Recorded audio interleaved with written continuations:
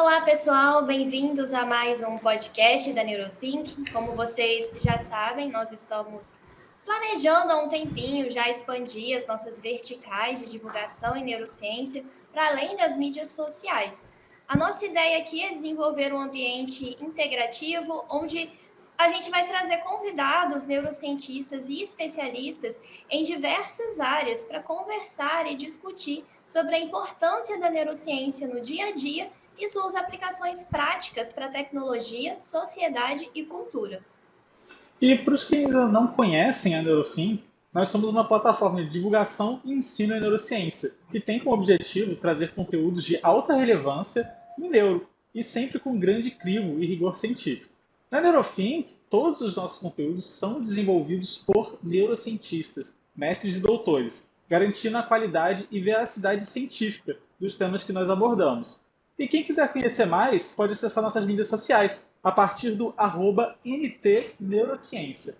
E as nossas plataformas online também. E hoje, para o nosso segundo episódio, trouxemos o nosso colaborador e fundador da Neurothink, Gustavo Garcia, para discutir conosco sobre musicoterapia.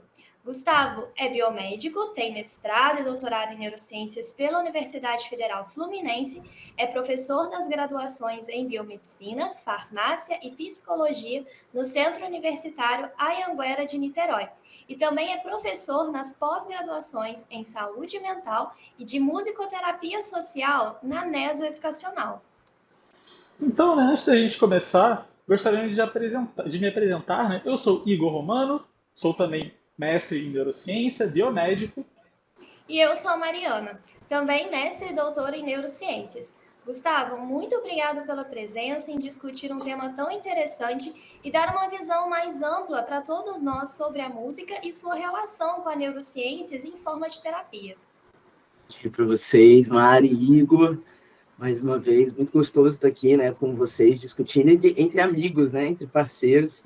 Também queria dar um salve para todo mundo que está vendo, que está ouvindo a gente, que se interessa, né, pelos temas música, neurociência e musicoterapia. Né? Vamos ver se a gente consegue esclarecer um pouco mais sobre os assuntos, né, e conversar mesmo um pouquinho mais para a gente conhecer mais dessas coisas que se interligam por aí. Perfeito, Gustavo. A gente agradece. Vai ser um papo ótimo, tenho certeza. E para a gente começar a nossa conversa, eu acho que é interessante a gente entender um pouco sobre o nosso encéfalo como um todo e isso em relação à nossa percepção musical. A gente já sabe, né, que diversas espécies de aves, mamíferos terrestres e aquáticos, eles se comunicam, né, através da produção e emissão de sons que podem ser perceptíveis ou não, né, para a nossa espécie. E não são todos os sons que a gente consegue perceber também, não é isso, Gustavo? Um exemplo, né, são aqueles apitos, né, que eles dizem que só os cachorros conseguem escutar.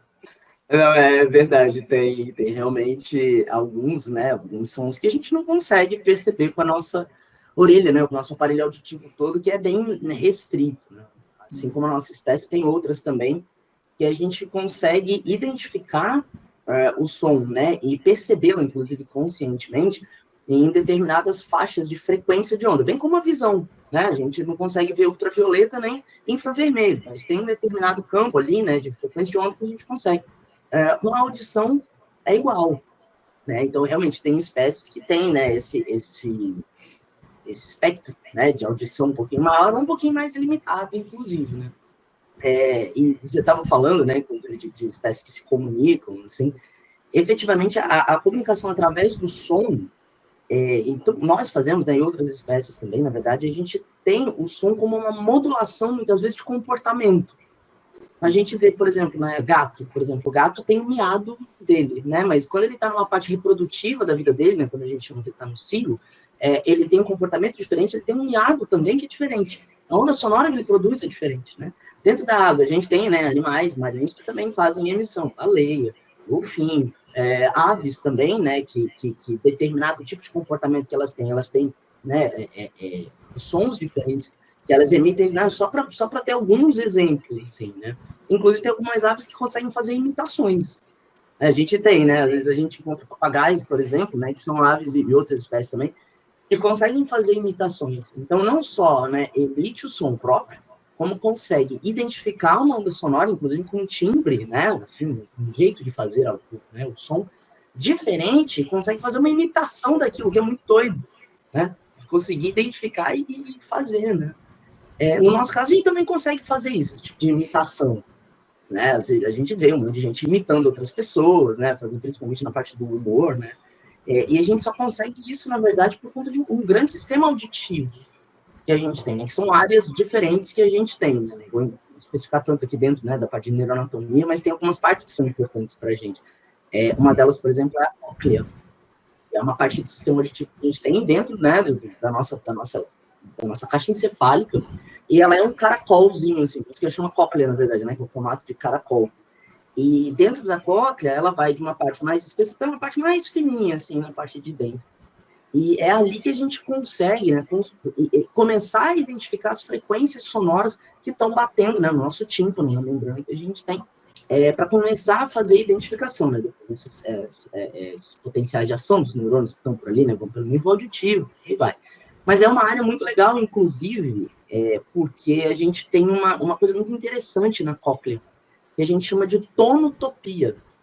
Em cada parte da cóclea, a gente consegue identificar uma frequência de som diferente. Isso é muito doido, né? Porque, assim, é uma região anatômica que, né, não serve para, né? Mas ajuda a identificar uma determinada frequência de onda. Que a gente chama de tonotopia, né? Topos de lugar, né? E tonos de tom mesmo. Então, cada lugar da cóclea, a gente consegue fazer a identificação de um som, né? De uma frequência de onda diferente. Isso também acontece numa parte do nosso encéfalo, né, que a gente tem aqui no córtex, principalmente da parte temporal, que está um pouco mais relacionado com a parte auditiva, né, a parte auditiva primária e secundária também. Ali a gente também tem uma certa tonotopia. Determinadas áreas do encéfalo, né, da parte mais voltada para a parte auditiva, determinadas partes ali a gente tem trabalho neuronal maior com determinados comprimentos de onda. Então, a gente consegue fazer imitações, na verdade, assim, identificando o que está vindo, né, entendendo, conseguindo projetar novamente esse tipo de comprimento de onda, né, e da nossa forma, fazendo imitações, e isso é muito, muito curioso, tanto para outras espécies quanto para nós, até porque o que a gente faz, na verdade, no nosso cérebro, né, ele é um grande comparador de padrões. Então, a gente ouve um padrão e muitas vezes a gente tenta reproduzir esse padrão, né? Então, a gente tem essa comparação de padrões. Tanto né, que às vezes a gente compara tanto padrões que a gente consegue né, identificar coisas como desafinar, né? Dependendo, inclusive, da época que você estiver ouvindo ou vendo aí a gente, né? Talvez tenha até já um material que a gente tenha botado lá no Insta do Neurothink em relação a isso, né? Desafinar. O que é desafinar? Você já entendeu um padrão e você ouviu alguma coisa que está fora daquele padrão. Você falou, tem alguma coisa diferente por aqui, né? E pode ser, por exemplo, o desafino, né? Outros padrões, né, que a gente tem de música também é o padrão da música ocidentalizada, que assim a gente chama, né? As escalas que a gente tem. Estava comentando com a minha esposa outro dia, anteontem, que eu estava ouvindo uma música de um compositor que ele é descendente de japonês. E aí ele pegou um sample, né, um pedacinho, um trechinho de uma música em japonês, em que uma moça faz uma variação muito pequena, né, uma variação que a gente chama de microtonal. E ela vai fazendo pequenas variações disso. Então, na nossa orelha, para quem ouve, né, de primeira, parece que a pessoa está desafinada. E aí ele pegou esse pedacinho, né, e colocou em escalas diferentes. Então, ele fazia... que para a gente não é uma sequência de notas que é desafinada.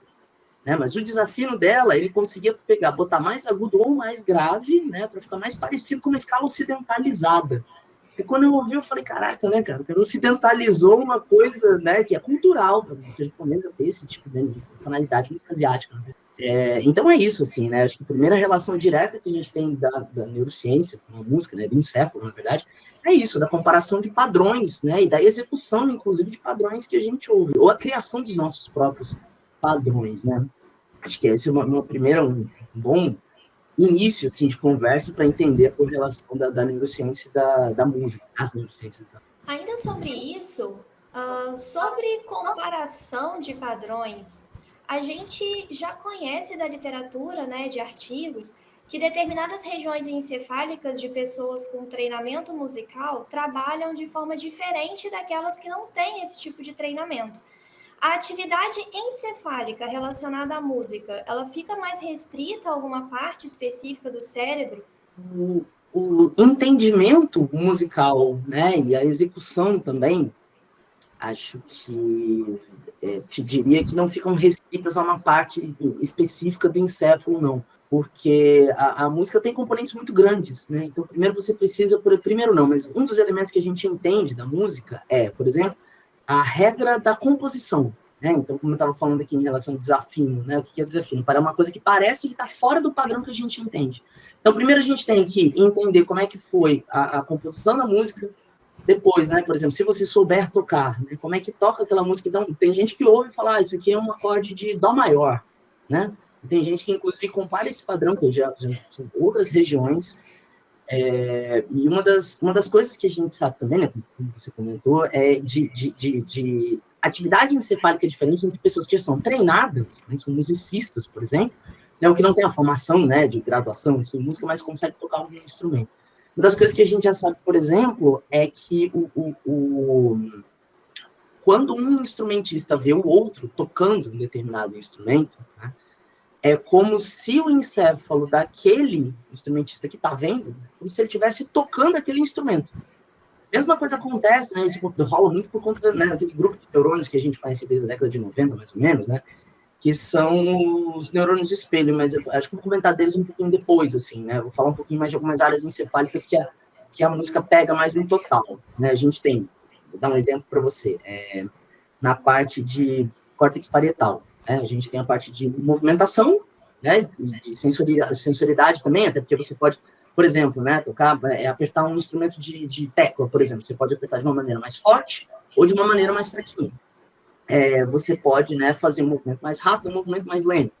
Tudo isso envolve, por exemplo, o núcleo da base, né, que a gente tem em relação à motricidade fina, por exemplo, os giros pós-central ali, do córtex parietal, e aí, né, já tem muito trabalho complementar também, áreas de conexão, principalmente do entendimento e da fala também, se a gente for cantar, por exemplo, né, que aí a gente já tem as áreas de Procaras, de Wernicke, por exemplo, né, que são relacionadas à fala e a união, né, dos pensamentos que a gente vai fazer na hora da fala e tal. Só por isso, né, eu já te diria que, assim, tem várias áreas, e fora, obviamente, né, a parte de fazer o som chegar e entender no encéfalo, que está mais para a parte parietal. Então, vocês vejam que, assim, né, a área de tudo que é lugar do encéfalo, para a gente ter uma plena compreensão do que a gente está ouvindo, inclusive para execução também, né? Olha essa outra parte, né, dos neurônios de espelho aí também, né, que estão muito envolvidos.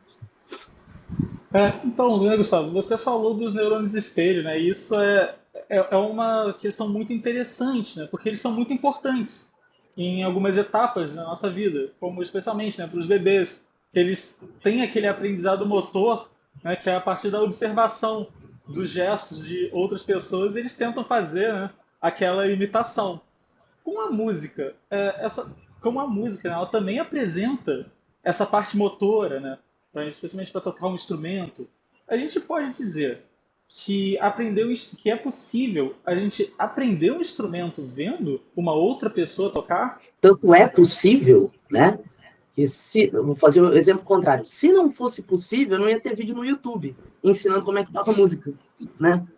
Eu não ia ver a pessoa lá aprendendo a tocar uma música vendo um vídeo no YouTube, né? Seja um violão, né, que para mim é mais comum assim, né, tocar violão, que não é que eu uso mais, sim, né? Mas tem outros instrumentos, piano, por exemplo, né?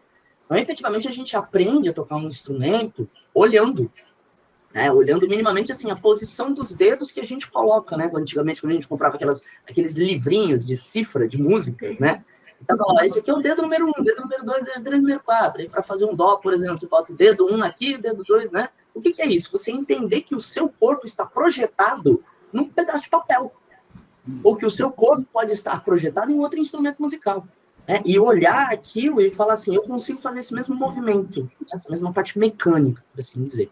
Então, efetivamente, a gente sabe que neurônio espelho, né, já tem estudo relacionado a isso, que quando a pessoa, né, uma pessoa vê um outro musicista tocando, né, a gente tem ativação de neurônios espelhos, principalmente a gente vê muito isso em estudo mais relacionado à ressonância magnética, eletroencefalografia também.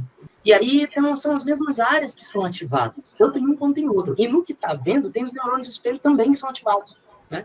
Então é por isso que você vê e você fala assim, ele está fazendo, sei lá, para quem toca violão, está fazendo um dó maior. E daqui a pouco, pelo movimento que você vai para o sol, né? E já vai fazer um acorde de sol por ali. Então, às vezes, você não precisa nem terminar o movimento que a pessoa que está vendo vai falar assim, do dó ele vai para o sol. Está fazendo um movimento muito para baixo, deve ir, sei lá, para um ré menor, que seja. Então, efetivamente, a gente tem um trabalho muito grande dos neurônios de espelho, não só na aprendizagem musical, mas também quando a pessoa já conhece, né, e olha uma pessoa ou outra pessoa tocando, a gente tem, então é como dizer, né, o nosso encéfalo ativando os neurônios de espelho, é como se a gente dissesse pra gente mesmo, né, assim, olha, eu conheço esse movimento. E é legal você ter comentado em relação aos bebês, né, porque a gente sabe que uma das épocas de muita aprendizagem, né, dos bebês é assim, a gente tem os períodos críticos, né, uma das coisas que a gente tem em relação à motricidade, em relação aos neurônios de espelho aí com as crianças, né, você chega na frente dela e começa a fazer assim, não sei o que, ela não sabe o que é isso, né, e você batendo palma, ela olha e fala, pô, o que está acontecendo aqui, né? Então, a partir do momento que ela entende, principalmente, que aquilo tem uma correlação social para ela, e ela entende que bater palma quer dizer que uma pessoa, né, vai fazer um sorriso para ela, vai abraçar, vai fazer um carinho, e que isso traz uma recompensa emocional também, física para ela entende que, né, ela associa. Então, né, saber que fazer esse movimento aqui, que ela está aprendendo com outra pessoa, tipo, no neurônio espelho, tem uma correlação social, né? Isso tem um reforço, inclusive, do mecânico. Mas isso não serve só para o bebê. Quando você sabe tocar uma música direitinho, você fica muito melhor. Você fala, caraca, eu tô aprendendo. Então tem esse sentido de reforçar aí também. O nosso neurônio de espelho realmente eles têm uma atividade muito maior em pessoas que sabem tocar, né? Para quem não sabe tocar ainda, não tem uma atividade assim tão grande. A gente não tem as ativações encefálicas iguais, né? Para quem sabe tocar e para quem ainda não sabe tocar. Quem sabe, está vendo uma pessoa tocar, tem mais ou menos a mesma atividade encefálica das mesmas regiões, inclusive os neurônios, né? Todos eles juntos por ali. Juntando com a primeira pergunta, né, que a Mari fez também, uma coisa que junta, né, a música, tanto a execução quanto a audição, né, entender os elementos musicais, inclusive, é uma coisa que ativa ali, né, o nosso cérebro, também áreas do encéfalo, né, um pouquinho mais para dentro ali, como um todo. Assim. É interessante, né, que essa questão dos neurônios espelho está muito relacionada com o reconhecimento de padrão musical, então, né? É uma conversa, pelo jeito, muito próxima entre eles, né? Ver o padrão, saber que eu posso executar desse jeito também, né? E a gente tem ativação, né, por exemplo, de neurônio espelho de outras áreas também. Isso é muito, muito vivo, né? A gente vê muito isso nos experimentos, né, que tem aí de ativo científico, principalmente relacionado à ressonância magnética no exercício. Agora eu queria entrar um pouco num tema que eu acho que tem tudo a ver, né, com a neurociência e com a música que a gente está discutindo aqui, que é a musicoterapia em si. Você, né, Gustavo, não é musicoterapeuta, mas é neurocientista e dá aula, né, em pós-graduação sobre o tema de musicoterapia e a aplicação na neurociências nisso. Como é dar aula sobre neurociência aplicada, né, a esses temas, né, para essa profissão de musicoterapeuta? Quais são, assim, os temas que você mais aborda com eles nas suas aulas? Explica aqui pra gente um pouquinho. É engraçado, assim, né, porque nem sempre existem grupos muito, muito homogêneos, assim, né, dentro. A gente tem grupos que variam muito, né, dos conhecimentos. Mas uma das coisas que eu falo bastante com eles, né, e tento focar bem na prática, né, da musicoterapia, assim, para eles, em algumas técnicas, inclusive, né, mais uma vez, né, como vai falando, não sou um musicoterapeuta, mas tem coisas que dá para a gente entender, né. As coisas que eu falo muito com eles, por exemplo, é em relação à audição musical, né. A gente vai ter vários tipos de audição musical. Para quem conhece um pouco mais de música, inclusive, né, tem determinada audição musical que fala, então ele está usando, sei lá, um compasso quaternário, um compasso ternário, um compasso composto, né, 12 compassos, né, sei lá, um monte de coisa diferente. Então, a gente consegue reconhecer elementos da música. Né? Ou a gente ouve um determinado acorde e fala, daqui a pouco ele vai para tal. Pelo que o cara está cantando, depois vai para outro acorde. Então, às vezes, dependendo do quanto você, né, conhece um pouco, você já vai entendendo, inclusive, a estrutura da música. Fazer isso, por exemplo, né, o que a gente chama de audição ativa. E a gente tem uma audição passiva, que é simplesmente as frequências que estão passando ali pela sua orelha e, né, muitas vezes, assim, não te causam nenhuma movimentação de estudo do que está acontecendo, não te movem muito também algum tipo de sentimento, aquela música que tá assim, de fundo, ali pra você. Não que isso não vale a pena também. Na década de 60, 70, por exemplo, a gente teve compositores que começaram a incluir isso, né, esse conceito de música de fundo, na parte de música, né, de consumo nosso. Né? Brian Eno, por exemplo, foi um dos caras, o Philip Glass também, foi um dos caras que começou a montar essa história de música de fundo. Né? Então é assim, eles falavam que era uma música que era para a pessoa poder ignorar, se ela quisesse, ou ela ter muita consciência do que ela estava prestando atenção, porque são com poucos elementos, são elementos mais fáceis da gente entender, né? Então, mesmo com uma música de fundo, né, uma música de aeroporto, música de elevador, assim que a gente chama hoje em dia, né, a gente também consegue fazer uma audição ativa. E a audição passiva, que é só aquela coisa que está passando por ali, você não presta atenção no que está acontecendo, nos elementos da música, no que aquilo te traz, no que a letra te causa, ou no que o acorde te traz. Então, essa é uma das primeiras coisas que eu sempre falo para eles, né? A audição ativa da música, ela traz muitos elementos pra gente. Desde você treinar, né, para quem tá começando a estudar música, por exemplo, né, compasso, até você ficar, né, e você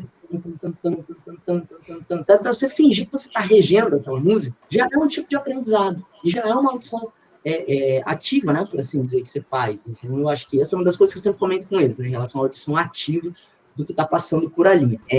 Mas isso nem sempre fica claro, assim, para a galera que está começando a estudar, né, musicoterapia, assim, a gente tem, né, conceitos, obviamente, né, dentro da musicoterapia, e que é assim, né, musicoterapia é usar elementos da música com a finalidade, né, de melhorar determinados tipos de condição de saúde da pessoa, né? Então, assim, é uma coisa que pode ser relacionada, né, diretamente com a área de saúde.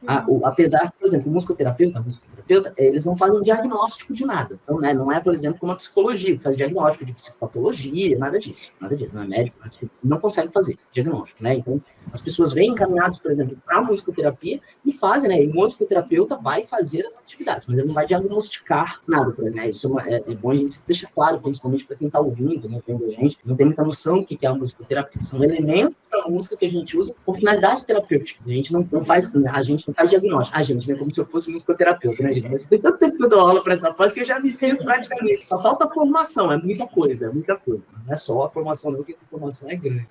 E alguns elementos, né, que eu tenho dado bastante nas aulas para a galera da musicoterapia, principalmente, né, relacionado à neuroanatomia, a neuropatologias, né, e psicopatologias também, que acontece de aparecer muito, geralmente o pessoal fala pra gente, né, que na clínica de musicoterapia é muito comum de se encontrar, né, pacientes autistas que aparecem por ali, crianças, tem muito musicoterapeuta que faz já musicalização infantil, que a gente chama, né, e aí começa também a fazer um trabalho aqui, que mais? Mostra para eles, né, bastante estudos, tanto em humanos, até em animais também, né, envolvendo técnicas de musicoterapia, e, obviamente, né, o uso dessas técnicas e o resultado que isso tem, principalmente nas pessoas, mas tem até alguns estudos de animais, assim, que eu mostro para eles, né, principalmente com o efeito, por exemplo, de diminuição de ansiedade, melhora de quadro depressivo, né, com aquelas escalas que a gente tem em relação à ansiedade, depressão, né, técnicas de musicoterapia que a gente pode utilizar com pessoas com Parkinson, com Alzheimer. Então, eu vou dando exemplos, né, da interação das técnicas musicoterápicas e de elementos musicais com, principalmente, essa parte da neurociência por aí, né, mais voltado para patologia, mas primeiro a gente entende pela parte base, né, de anatomia e tal, e as áreas que, né, movimentam o nosso encéfalo quando a música está por ali presente. E uma questão, né, com relação a essa parte acadêmica que você atua na musicoterapia. Como que é o perfil dos alunos dessas turmas? Eles costumam ter alguma formação em neurociência ou são neurocientistas? E, caso não, como que eles conseguem fazer o acompanhamento desse conteúdo de neuro dentro da matriz curricular? Aqui, né, que nem sempre são turmas muito homogêneas, assim, né? Te diria que a grande maioria, né, dos alunos que vão para uma pós-graduação em musicoterapia, geralmente eles são musicistas, né, têm formação de, né, graduação, por exemplo, em música, e também em psicologia. Muitos dos nossos alunos também, né, são psicólogos, musicistas. Já tive alunos da biologia, por exemplo. Tem uma das turmas, né? Uma das turmas que tinha uma moça que era fisioterapeuta psicomotricista. ela foi para a musicoterapia, né, para usar as técnicas de psicomotricidade aliadas à forma da musicoterapia. Então, eu imagino que, dependendo assim, da graduação, tiveram um ou outro tema em relação à neurociência, principalmente, né, a galera da psicologia, da físio, mas a galera da música, por exemplo, que é musicista, não acredito que eles tenham tido lá tanto contato assim com o neuro, né? Tanto que é uma matéria que o pessoal faz muita pergunta. Muito, muito, muito. Desde do remédio que está tomando, né, até assim, pelas perguntas, vê que não é uma homogeneidade ali que tem princípio de neurociência, não. E isso até é uma coisa que eu sempre fico perguntando, tenho que perguntar inclusive para eles, né, gente, olha só, vocês estão acompanhando, posso parar, eu posso fazer uma parte mais básica para quem não estiver compreendendo, né, porque a gente tem que dar um conhecimento básico de neurociência, porque tudo que está acontecendo, né, então tem uma galera que acompanha um pouco melhor aí por conta das formações, mas realmente, né, se não tem nenhuma formação em neurociência, a gente faz o básico mesmo, para entender a área encefálica, desde neurônio, né, células por ali, até formando as áreas encefálicas, o trabalho delas. Então, nem sempre é homogêneo, nem sempre é um trabalho. Até mesmo para compreender que o sistema auditivo, né, por si, é um sistema que a gente incorpora dentro da neuro, né? É um dos sentidos que a gente estuda dentro de sentidos e somestasia, né? Uma visão também, né? Mesma coisa. Retina, parte do sistema nervoso central. Tá? Exatamente. E que tipos de estudos, né? Você citou que você trabalha com vários tipos de estudos científicos que você traz para os alunos na aula, né? Você pode dar um exemplo para a gente desses estudos que utilizam, né, a musicoterapia? Tem estudos que geralmente eu trago, né, os resultados, assim, para dar umas ideias, né, para eles o que dá para fazer. Eu pego bastante revisão, principalmente nas revisões Cochrane que a gente tem, né, que são amplas também, me pego mais com humanos. Eu trago isso para eles, né? Explico como é que a gente olha, por exemplo, na revisão Odds Ratio ali também, né? Explico bastante isso para eles. E eu tento mostrar bem isso, assim, que já tem, né, de estudo científico. Porque muitas vezes ainda, né, a musicoterapia é visto como uma coisa meio que não, né, assim, meio deixada de lado dentro das terapias, né? Então, assim, eu tento mostrar muito para eles que existe arcabouço científico mostrando que técnicas de musicoterapia conseguem melhorar muita coisa. Lembrando de alguns exemplos, né, que eu dou em sala, por exemplo, com eles, né? Eu falo em relação aos períodos críticos, né, principalmente em relação aos bebês, que o período crítico auditivo deles é mais ou menos assim, né, 6 meses, 1 ano. Então tem até TED Talks falando disso, né, da Patricia Kilber, que é uma pesquisadora dos Estados Unidos, ela é de Seattle, e ela faz exatamente isso, assim, pega bebês, né, e ela começa a comparar os padrões auditivos. Então tem, né, experimentos, por exemplo, que são feitos com bebês ali de Seattle e bebês orientais, né, ou de família oriental, que não tem tanto contato com a fala ocidental, né. E aí, por exemplo, eles pegam, né, esses bebês estadunidenses e esses bebês entram em contato com pessoas, por exemplo, de Taiwan, da China, né, começam a falar mandarim ali com o bebê, né, um bebê estadunidense. E aí, depois de, sei lá, 3 meses, 6 meses, o bebê começa a responder àqueles fonemas, né, orientalizados, do mesmo jeito que ele responde a um ocidental. Então, tá entendendo, assim, que para ele, na verdade, a Patrícia fala isso, né, que na verdade o cérebro do bebê está fazendo estatística. Então, os sons que começam a aparecer ali para ele fala, bom, isso aqui estatisticamente é provável de aparecer na minha vida. Então, ele é importante. Então, ele começa a absorver, tem uma memória auditiva em relação àquilo. Exemplo, né, faço essa parte com eles. Falo também, tem um estudo que eu gosto bastante, é um estudo de 2010, que ele faz a audição musical em camundongo. Aí ele vai ver a alteração em relação a estado de ansiedade nesses camundongos. Ele tem alguns camundongos geneticamente modificados ali, para BDNF, inclusive, eles não expressam tanto, que eles são naturalmente mais ansiosos. E aí, depois de quadros de audição de música, que a gente chama, entre aspas, de música clássica oriental, assim, né? Padrões de composição de música clássica, nós usamos muito do oriental. A audição, esses camundongos começam a ter menores quadros de ansiedade, principalmente usando aqueles protocolos que a gente tem em neurociência, né, do campo aberto, né, de análise de comportamento, do lado com cruz elevado. E eu gosto muito de mostrar esse artigo porque mostra que, na verdade, o papel da música no humano não é um papel meramente social, né? Não é aquela coisa de, ouvir um acordezinho maior vai ficar alegrinho, ouvir um acorde menor para ficar tristinho no meio da música. Não é isso, né? Se a gente tem esse efeito em camundongos, que não tem a mesma construção social que a gente tem em relação ao nosso padrão musical, é óbvio que isso tem uma coisa muito mais social, né? E alterações aí, obviamente, envolvendo estruturas encefálicas. E falando nisso, inclusive em trabalhos, né, relacionados com música clássica e tal, assim, eu sempre gosto de falar em algo também de um que é conhecido como efeito Mozart. E eu sempre falo com eles, né, assim, em relação a como a gente monta, e produz e publica um artigo científico. Em 1993, tiveram três autores, né? Eu lembro o primeiro nome só do primeiro autor, que é o Rausch. Em 93, eles publicaram um artigo que saiu na Nature. Então, o que eles fizeram? Eles pegaram estudantes universitários e passaram uma audição de 10 minutos de uma sonata específica do Mozart, que é a sonata para eles, né? A sonata 448. Pegaram um outro grupo de estudantes universitários que não tiveram essa mesma audição, né?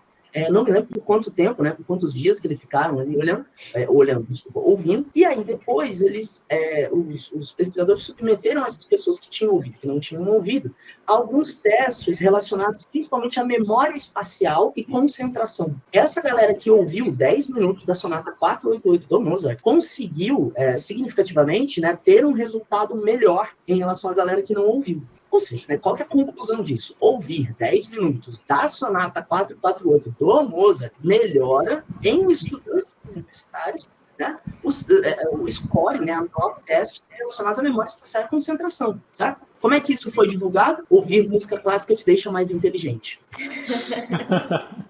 Mas não é qualquer música clássica, é a sonata, né, K448. A 448. Né? E ainda tem uma outra coisa que eu estava falando em relação à audição ativa e à audição passiva. Você pode passar na tua orelha e falar assim, bom, beleza, ouvir a música, né? Ou não, você pode, inclusive, parar, se você não tem nenhum conhecimento de música. Pode parar, nossa, essa passagem aqui, né, me deixou, sei lá, mais ansioso. Não, essa me deixou um pouco mais relaxado. Não, essa aqui me pareceu como se eu estivesse, sei lá, no campo, numa praia, alguma coisa assim. Tudo isso são elementos, né, subjetivos que a música traz. Não dá pra gente trabalhar isso. Você traga essa do efeito Mozart aí também, né? Que é um jeito de a gente fazer uma divulgação científica, uma tentativa de divulgação científica. Só que de um jeito amplo demais, né? Aí complica um pouco. Com certeza, eu acho que é muito relevante, né, a gente trazer essa discussão de que algumas coisas científicas que são achadas, elas são bastante específicas, né? Os achados científicos, eles normalmente costumam ser específicos, mas muitas vezes são divulgados como uma coisa ultra ampla e acaba distorcendo o que aquilo realmente é, né? E acaba se perdendo, né? Fica uma coisa que, olha, a ciência diz, não, mas peraí, você abriu tanto que não dá mais para entender o que é o que é. Então, eu acho que ficou bem claro pra gente, né, que a musicoterapia não é só a gente ouvir música, né? Quais são as outras técnicas que existem dentro desse campo e que podem ser aplicadas? As técnicas em musicoterapia, elas são muito amplas, muito grandes, inclusive, assim. Geralmente, dentro da musicoterapia, se divide, inclusive, não a técnica que você vai fazer. Tipo, né, por exemplo, existem várias, né? Dá para usar instrumentos, né? Dá para usar instrumentos, inclusive, do próprio corpo, né? A nossa voz. A gente geralmente não tem essa consciência. Mas todo mundo nasce com um instrumento próprio e único, que é a voz. E aí, numa dessas, inclusive, você pode usar, obviamente, né, sua própria voz, seu próprio instrumento, para poder fazer trabalho da musicoterapia. Usar, sei lá, o corpo como percussão, né, dá para fazer também. A movimentação, inclusive, como técnica, né, mais voltada também para arte terapia e para dança. Então, é mais comum dentro da musicoterapia, inclusive, fazer a diferenciação das técnicas, não em relação ao que você vai fazer, mas em relação ao sentido que você vai usar a técnica. Alguns exemplos aqui para vocês. A gente tem técnicas relacionadas, né, que a gente chama assim, relacionadas, por exemplo, à empatia. Então, são técnicas que você pode utilizar para meio que ir de encontro ao que o paciente que está ali na sua frente, ao que ele está sentindo. Tá? Então, você pode fazer técnicas voltadas para a empatia. O que você pode usar? Você pode usar um tambor, você pode usar um violão, você pode usar uma maraca, um xilofone, você pode simplesmente botar a mão no corpo do outro e sentir o que o corpo do outro está fazendo, para você também tentar sentir no seu corpo, faz. Outros tipos de técnicas. Então, são mais assim, né? O que está passando? Tem técnicas, por exemplo, que são mais relacionadas à intimidade, a poder dividir. Então, por exemplo, um piano. O piano é um instrumento grande. Você pode dividir, por exemplo, inclusive, né, existem composições para piano a 4 mãos. E são 4 mãos, são 2 pessoas tocando. Você pode muito bem dividir um instrumento por ali, né? Técnicas mais relacionadas à intimidade. Redirecionamento, às vezes, né, o paciente está indo para uma área, você faz uma técnica de redirecionar, né, para instruir meio que para onde que ele, né, você gostaria que ele fosse. Técnicas de referência, são várias, assim. Tem um texto muito clássico de um um cara dentro da musicoterapia, que é o Brussia, que ele dá, né, esse é classicão mesmo, assim, ele fala 64 técnicas em musicoterapia, né? Ele faz meio que essa divisão, muito mais pelo que você quer do que pelo que você vai utilizar. Você pode muito bem utilizar um violão para uma técnica de intimidade, você pode muito bem, né, usar um bongô para uma técnica de empatia, faz, né? Então, as técnicas, elas são mais voltadas para isso. Muito mais, né, o que você quer e o que você vai utilizar. Tanto que, dentro das sessões de musicoterapia, você tem sessões mais estruturadas, que você sabe o que você vai fazer, né? E tem algumas que são mais livres. Você deixa elementos disponíveis do paciente e ele vai escolher o que ele quer fazer e aí você vai entender o que ele prefere e o que você pode trabalhar ali junto com ele, né? Então, assim, as técnicas que tem são várias. Utilizando instrumentos de fora do próprio corpo, utilizando o próprio corpo, né? Não sei, a gente pode muito bem pensar num paciente, né? Um paciente neurológico, por exemplo, um paciente com Parkinson. Você pode muito bem tentar estimular esse paciente a entender os seus ritmos próprios. É que ele use os próprios ritmos para poder usar como marcha para ele, né? Ou você pode, sei lá, ter um set de músicas para que ele comece a ouvir e entenda o ritmo daquela música e tente projetar no corpo dele aquele ritmo, para ele poder dar o passo naquele ritmo, né? Ou um passo mais acelerado com uma música com um batimento mais rápido, ou um passo mais lento com um batimento mais lento, né? Um BPM, que a gente fala, né? Ali da música um pouquinho mais lento. Então, são técnicas. Realmente não é só cantar, né? Não é só ouvir. Tem muita coisa que a gente pode fazer de técnica dentro da musicoterapia, realmente. É muita coisa. Por isso que a gente tem uma formação, né, na pós-graduação aí de 2 anos, né, para poder ter a parte da musicoterapia, né, ligada ao que a gente chama de União Brasileira, né? A UBAM, União Brasileira de Arte e Musicoterapia.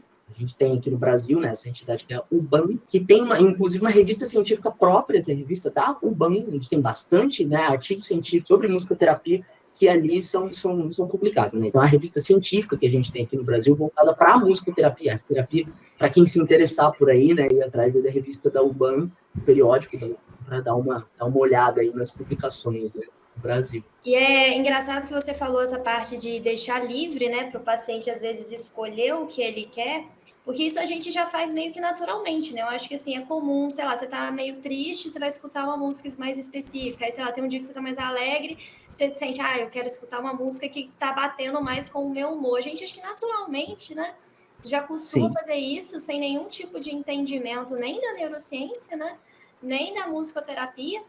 Naturalmente já parte, né? Eu acho que quem costuma escutar música, né? Essa música aqui eu gosto de escutar quando eu tô estudando, essa daqui eu gosto de estudar quando eu vou escutar quando eu vou dormir. E engraçado você estar falando disso, que eu tô lembrando de uma outra coisa que ultimamente está passando muito na minha cabeça. Assim, eu tô ouvindo um podcast específico, em que alguns convidados desse podcast, 2 dos 5 episódios que eu já ouvi, 2 falaram a mesma coisa, 2 convidados do podcast falaram a mesma coisa.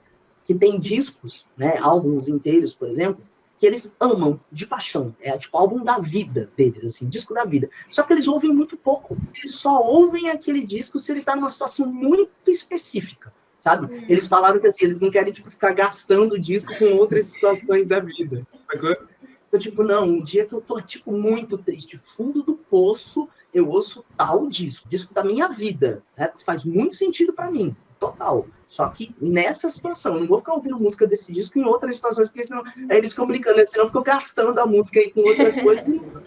Medo de perder fazer sentido, né? Assim, ouvindo essa semana, eu falei, caraca, muito doido, como a gente se relaciona de maneiras diferentes, inclusive. E é interessante também que a gente vê que a música ela tem esse potencial enorme, né, de despertar emoções e de ter relações com como está o nosso estado, né, emocional interno. Então, eu acho que isso tem uma validade muito grande, né? Se ela tem esse potencial enorme de mexer em funções que são tão importantes para a gente, né? É muito interessante a gente ver que isso tem uma aplicação para fatores terapêuticos, né, e práticos nessa área. A musicoterapia ela tem muito disso, de trazer a subjetividade, né? E às vezes de fazer tornar consciente alguma coisa que a pessoa não estava conseguindo de outras maneiras, trazer a consciência. E aí, a partir de procedimentos musicais, a gente consegue dar um start naquilo para trazer para a consciência. Tem pessoas, por exemplo, que passam, né, por tempo de sessão de musicoterapia e continuam fazendo, por exemplo, psicoterapia, né?